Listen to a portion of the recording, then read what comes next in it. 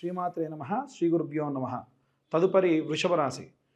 వృషభ రాశి వారికి సంబంధించి ఈ యొక్క మాసంలో ప్రథమార్థం తర్వాతి వారం కూడా ప్రశాంతంగానే ఉంది, కానీ ఆఖరి వారం అంత శ్రేయస్కరంగా లేదని మనం చెప్పుకోవచ్చు. ఈ యొక్క జనవరి మాసంలో ఈ యొక్క రాశి వారికి సంబంధించి సాధారణంగా వృషభ రాశి అంటేనే మనకు కావాల్సింది ఏంటి అంటే ట్రాన్స్పరెన్సీ. ఆ వ్యక్తికి కనుక ఎక్కడ నమ్మకం కుదరకపోయినా first impression is the best impression అనేటువంటి ధోరణిలో వీళ్ళు అధికంగా ఉంటారు. కాబట్టి ఇంకా వృషభ రాశి వారికి సంబంధించి ఈ జనవరి మాసంలో సంక్రాంతి ముందు వరకు కూడా చాలా ఆహ్లాదకరంగా ఉంటుంది.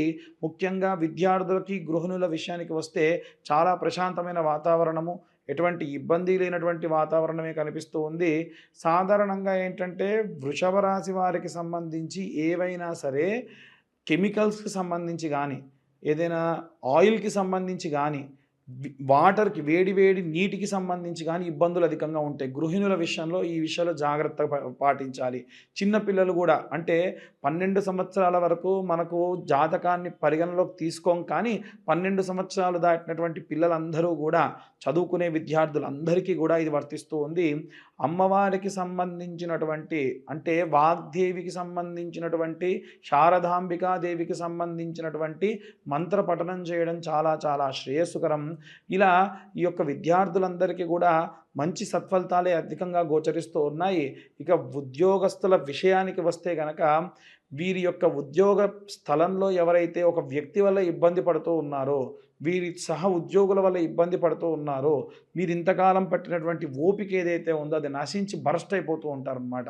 కాబట్టి మీరు అనవసరంగా మాట్లాడే మాట వల్ల కానీ, అనవసరంగా తీసుకున్న నిర్ణయం వల్ల కానీ, వచ్చినటువంటి కోపం వల్ల కానీ ఇబ్బంది పడే అవకాశం అధికంగా ఉంది. ఇక వ్యాపార స్థలంలో కూడా మీ కింద పనిచేసే వారిని మీరు కానీ అధికంగా తిట్టినా, దూషించిన, మాట్లాడిన వారు కానీ ఆ యొక్క పనిని చేయడం మానేస్తే మీ వ్యాపారానికి ఇబ్బంది. అందుకనే వ్యాపార స్థలం దగ్గర ఉండేటువంటి వ్యాపారం చేసే వాళ్ళందరినీ ఏమంటారండి? శెట్టి అనేవాళ్ళు గతంలో. అంటే వైశ్యులు మాత్రమే చేసేవారు. వాస్తవంగా అది శెట్టి కాదు, శ్రేష్ఠి. కాబట్టి శ్రేష్ఠి అంటే అన్నీ ఓర్చుకోవాలి, అన్నీ ఓపికగా ఉండాలి. అలా ఓపికగా ఉండి మీరు కానీ నిర్ణయం తీసుకుంటే అద్భుతమైనటువంటి వ్యాపారం అభివృద్ధి చెందుతుంది ఈ మాసంలో. ఇక ఎవరైనా వివాహం కోసం ఎదురు చూస్తున్న వాళ్ళైతే చెప్పాను కదండి ముందే, ట్రాన్స్పరెన్సీ. అవతల మాట్లాడే వ్యక్తిలో మీకు ఏ పాటి అపనమ్మకం ఉన్నా మీరు ముందుకెళ్ళరు. దానివల్ల వివాహం ఆలస్యం అవుతుంది. కాబట్టి నిర్ణయం మీరే డైరెక్ట్గా తీసుకోవడం కంటే ఇంకెవరినన్నా కనుక్కొని మీకు అనిపించినది నిజమా కాదా అని నిర్ధారణ చేసుకొని నిర్ణయం తీసుకోండి. లేదంటే మంచి మంచి సంబంధాలు పోయేటువంటి అవకాశం కూడా కనిపిస్తూ ఉంది. ఎందుకంటే చాలామంది వివాహం కోసం ఎదురు చూస్తూ 30 సంవత్సరాలు 35 సంవత్సరాలు పెళ్ళిళ్ళు అవ్వట్లేదు, ఇంకెవరు వస్తే వారిని చేసుకుందాం. మీరు ఇనిషియల్ స్టేజ్లో వచ్చినటువంటి సంబంధాలు మంచి సంబంధాలు వస్తాయి. తర్వాతకి ఏజ్ బార్ అయితే మీకు ఏజ్ బార్ అయితే వాళ్ళకు కూడా అలాగే అవుతుంది. కాబట్టి మీకు అనిపించిన దాన్ని పరిగణలోకి తీసుకొని నిర్ణయం తీసుకోకండి. అలాగే గృహ నిర్మాణ రంగంలో ఉన్నవారికి కానీ, రైతులకు కానీ, రైతులందరికీ అన్నిసార్లు ఒకటే చెబుతాను, వాతావరణ మార్పులు తప్ప అవతల వాడిని చూసి మనం కానీ ఆ పంట వేస్తే బాగుంటుందని వేస్తే తప్ప ఎటువంటి నష్టము ఉండదు. మిగిలిన అన్ని వ్యవహారాల్లో కూడా లాభమే ఉంటుంది. భూ నిర్మాణ రంగానికి సంబంధించి ఈ యొక్క వృషభ రాశి వారికి సంబంధించిన విషయానికి వస్తే మీరు ఏ విధమైనటువంటి నిర్ణయం తీసుకున్నా మీ గోచారరీత్యా కాకుండా మీ గ్రహరీత్యా మీకున్నటువంటి జాతకరీత్యా కుజుడు నీచంలో ఉన్నాడా, ఉచ్చంలో ఉన్నాడా, ఈ యొక్క గృహ నిర్మాణానికి సంబంధించి కుజుడితో పాటు సూర్యుడు అనుకూలంగా ఉండాలి. ఎందుకంటే గృహ నిర్మాణం కానీ, భూ క్రయ విక్రయాలు కానీ ప్రభుత్వ సంబంధిత నిర్ణయాలు కదండి. కాబట్టి జాతకరీత్యా మీకు కానీ, సూర్యుడు కానీ, కుజుడు కానీ నీచంలో ఉంటే మీరు ఆ పనులు చేయడం అంత శ్రేయస్కరం కాదు. ఎవరితో మరి ఎలా చేయాలండి? మేము చేసే పని అదంటే మీ ఇంట్లో ఉన్న మీ భార్యదో, మీ పిల్లవాడిదో జాతకం చూసి వారిది బాగుంటే వారి జాతకరీత్యా మీరు ఈ పనులు కానివ్వండి. దానివల్ల ఇబ్బంది ఉండదు, ఉన్నత వ్యాపారాభివృద్ధి కలుగుతుంది. అలా తర్వాతకి ఎవరైనా సరే సినీ రాజకీయ రంగాల వారికి సంబంధించిన విషయానికి వస్తే సాధారణంగా వృషభ రాశి వారిలో ఉన్నటువంటి లక్షణం ఏంటంటే అన్నీ వాళ్ళే వెరిఫై చేసుకుంటారు, వాళ్ళే చూసుకుంటారు, మనిషిని నమ్మరు, అవతల ఎవరిని నమ్మరు, నిర్ణయాలు తీసుకుంటారు. అది మంచిదే. ఈ వాతావరణం మీకు అనుకూలంగా ఉంది కానీ మొదటి 3 వారాల్లోనే ఏ నిర్ణయం తీసుకున్నా తీసుకోండి. తర్వాతకి అంత శ్రేయస్కరమైనటువంటి నిర్ణయం అయితే కనిపించటం లేదు. అలాగే ఈ యొక్క ఈ యొక్క వృషభ రాశిలో ఉన్నటువంటి కోట్ల చుట్టూ తిరిగేటువంటి వాళ్ళు ఎవరైనా ఉంటే క్యాబేజీ వేరు ఉంటుందండి. ఆ వేరుని మీరు మరుసటి రోజు ఉదయాన్నే వెళ్ళేటప్పుడు పాలలో నానబెట్టి రాత్రంతా నోట్లో పెట్టుకొని ఆ కోర్టుకు వెళ్ళడం వల్ల పనవుతుంది. లేదా క్యాబేజీ వేరుని ఒక తాయెత్తులో వేసుకొని నానబెట్టింది మీ ఎడమ చేతికి కట్టుకొని వెళ్ళండి. పని అయ్యే అవకాశం అధికంగా కనిపిస్తుంది. గాల్లో దీపం పెట్టి దేవుడా అనకూడదండి. షడ్జమం మానవ ప్రయత్నం, సప్తమం దైవచింతనం. మనం ప్రయత్నించి తరువాతకి దేవుడికి వదిలిపెడుతూ ఈ యొక్క రెమెడీస్ పాటించాలి. అయ్యగారు చెప్పారు కదా, అది కట్టుకొని వెళ్తే మనం ఏం చేయకుండా మన పని అయిపోతుంది అనుకుంటే అవ్వదు. మీరు చేసే ప్రయత్నాలు చేసినా మీకు నష్టం వస్తుందేమో అన్న భయం ఉంటే ఈ రెమెడీస్ మిమ్మల్ని కాపాడతాయి. ఇక అందరికీ కూడా గోచార రీత్యా ఇప్పుడు చెప్పినటువంటి ఫలిస్తాయి కానీ పర్సనల్ జాతక రీత్యా తెలుసుకోవాలి అనుకుంటే కనుక మాకు కింద కనిపించే నెంబర్కి కాంటాక్ట్ చేసి మీ జాతకం గురించి తెలుసుకోవచ్చు. ఇక ప్రత్యేకంగా ఏవైనా రెమెడీస్ చేయాలి మేము ఈ ఉద్యోగస్తులు కానీ, సినీ రాజకీయ రంగాల వారు కానీ, వ్యాపారస్తులు కానీ అనేటువంటి విషయాన్ని ఇప్పుడు మనం తెలుసుకుందాం.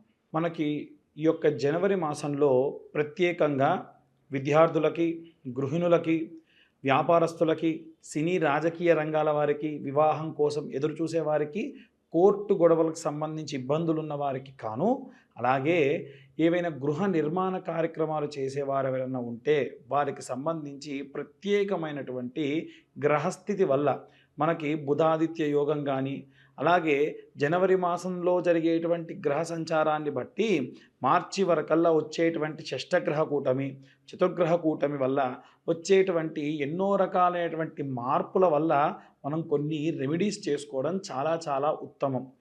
అవి ఏమేం చేసుకోవాలి, ఎవరెవరు ఎలాంటివి చదువుకోవాలి అనేది ఇప్పుడు మనం తెలుసుకుందాం. విద్యార్థుల విషయానికి వస్తే కనుక విద్యార్థులందరూ కూడా ఓం వాగ్దేవ్యై నమః అన్న మంత్రాన్ని ప్రతిరోజు 11 మార్లు పఠనం చేస్తూ వీలైనంత వరకు వారానికి ఒక్కసారైనా సరే నీలా సరస్వతి స్తోత్రాన్ని వినడం కానీ పఠనం కానీ చేయించడం చాలా చాలా మంచిది.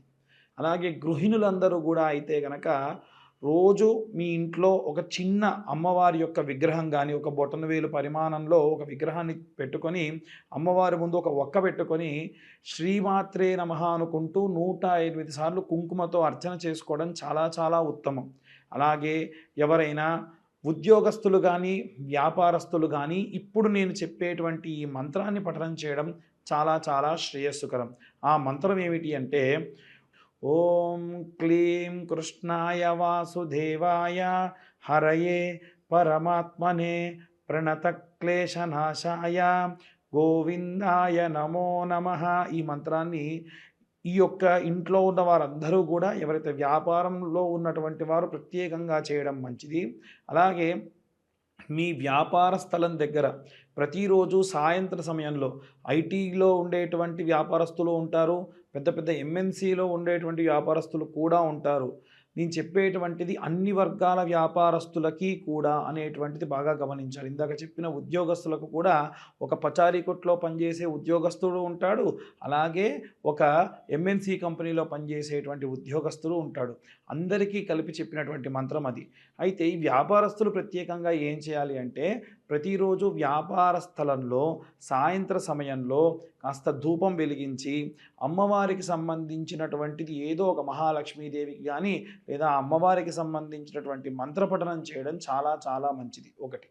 రెండవది ఏమిటి అంటే మీరు వ్యాపార స్థలాన్ని బంద్ చేసి వెళ్ళేప్పుడు ఒక పేపర్ తీసుకొని కుడివైపు 3 సార్లు ఎడంవైపు ఒకసారి తిప్పి అక్కడ పడేసి వెనక్కి తిరిగి చూడకుండా వెళ్ళిపోవడం చాలా చాలా ఉత్తమం. మనం మార్వాడీస్ని కానీ జైష్వాల్స్ని కానీ చూసుకున్నట్టయితే వారి వ్యాపార స్థలం దగ్గర ఇలా చేస్తారు. ఎందుకంటే మన వ్యాపార స్థలం దగ్గరికి ఎంతోమంది వచ్చేటువంటి వాళ్ళు శౌచముతోని మైలతోని అంట్లతోని వస్తారు కాబట్టి అవేవి రాకుండా ఉండాలి, అవేవి మీకు అంటకుండా ఉండాలి అంటే ఈ రెమెడీ చేయడం మంచిది. అలాగే వ్యాపార స్థలం దగ్గర కౌంటర్లో ఒక పటికని ఉప్పులో పోసి గాజు పాత్రలో ఉప్పు పోసి పెట్టుకోవడం మంచిది. నిమ్మకాయని గాజులో వేయడం వల్ల అది తేలితే మంచిది, మునిగిపోతే అంత శ్రేయస్కరం కాదు. అలాగే మీ క్లీనింగ్ చేసేటప్పుడు కొంచెం ఉప్పు పసుపు వేసిన నీళ్ళతోని క్లీన్ చేయించడం వల్ల కూడా సకల గాలి ధూళి యంత్ర మంత్రాల వల్ల వచ్చినటువంటి దోషాలు కూడా పోతాయి. ఇక ప్రత్యేకంగా సినీ రాజకీయ రంగాల వారు కానీ, ఎవరైనా సరే కోర్టుల్లో పనిచేసి కోర్టు కేసులతో తిరిగేటువంటి వాళ్ళు పబ్లిక్ పోర్టల్లో బాగా ఉంటారు కాబట్టి మనకు దుర్గా కవచము అనేటువంటి కవచం ఉంటుంది. ఈ దుర్గా కవచం ఎలా ఉంటుందంటే శృణోదేవి ప్రవక్ష్యామి కవచం సర్వసిద్ధిదం పఠిత్వా పాఠయిత్వా చ నరోముశ్చేత సంకటాత్ ఇలా ప్రారంభమవుతుంది. అమ్మవారికి సంబంధించి 8 శ్లోకాలు ఉంటాయి. ప్రతిరోజు అది చదువుకోండి. ఎందుకంటే పబ్లిక్ పోర్టల్లో తిరిగేటువంటి వాళ్ళకి ఎంతో దిష్టి తగులుతుంది. అది పోవాలి అంటే ఈ మంత్రాన్ని చదువుకోవడం చాలా మంచిది. ఇక ప్రత్యేకంగా ఏవైనా సరే ఒక పఠనాన్ని, ఒక మంత్రాన్ని మనం జపంగా చేయడం మంచిది అనుకుంటే ఎలా అనుకుంటే ప్రతిరోజు అసుర సంధ్యా సమయంలో పంచాక్షరి మంత్రం అంటే ఓం నమః శివాయ అనే మంత్రాన్ని పఠనం చేయడం చాలా చాలా శ్రేయస్కరం.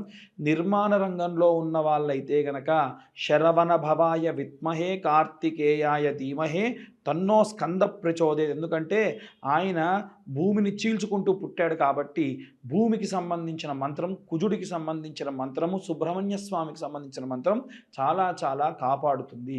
ఈ యొక్క మంత్రపఠనాన్ని, రెమెడీస్ని ఫాలో అయ్యి అందరూ కూడా చాలా శ్రేయస్కరంగా ఉంటారని కోరుకుంటున్నా. అందరికీ కూడా మకర సంక్రాంతి శుభాకాంక్షలు, అలాగే నూతన ఆంగ్ల సంవత్సర శుభాకాంక్షలు. ఎవరైనా సరే జాతకాలకు సంబంధించి ఫోన్ చేస్తూ ఉన్నారు, దయచేసి వాట్సాప్ చేయండి. ఒకవేళ కాల్ చేయదలుచుకుంటే కింద ఇచ్చేటువంటి నెంబర్కి మీరు కాల్ చేయొచ్చు. పూర్తి జాతకాన్ని 60 పేజీల్లో క్యాలిక్యులేషన్స్ చేసి మీకు పంపించి పూర్తిగా మీతోని ఒక అరగంట సేపు మాట్లాడడం జరుగుతుంది. ఈ క్యాలిక్యులేషన్స్కి గాను మాకు కాస్త 3 నుంచి 4 గంటల సమయం పడుతుంది. గతంలో చాలామంది 5,000, 6,000 తీసుకునేవారు ఉన్నారు. కానీ కేవలము 1,521 రూపాయలు మాత్రమే తీసుకుంటూ అందరికీ కూడా ఈ జాతక వసతిని కలిగిస్తూ ఉన్నాము. ఎవరన్నా కావాల్సి ఉంటే కింద కనిపించే నెంబర్కి ఫోన్ ఆర్ వాట్సాప్ చేయగలరని కోరుతున్నాము.